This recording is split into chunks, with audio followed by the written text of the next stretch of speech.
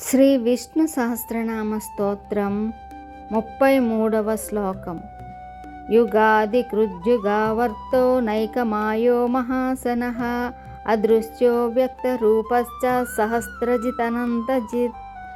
దీని అర్థం, కృత, త్రేత, ద్వాపర కలియుగములను రచించి ప్రారంభించినవాడు, వాటిని ప్రకాశింపజేసినవాడు, యుగాదికృత్ వాటిని త్రిప్పువాడు, అంటే కాలభ్రమణము వెనుక అధిష్టానమై భాసిల్లు సత్యస్వరూపమును అయిన యుగావర్తః.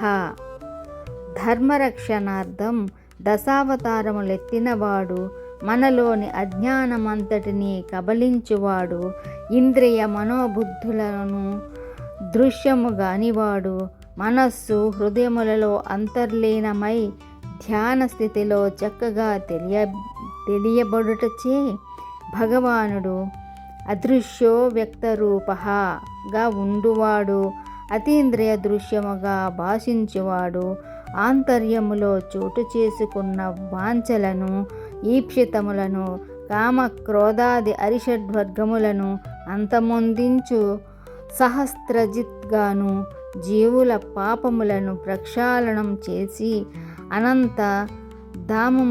అనంతధామములను చేర్చు అనంతజిత్ భగవానుడు శ్రీ మహావిష్ణువు.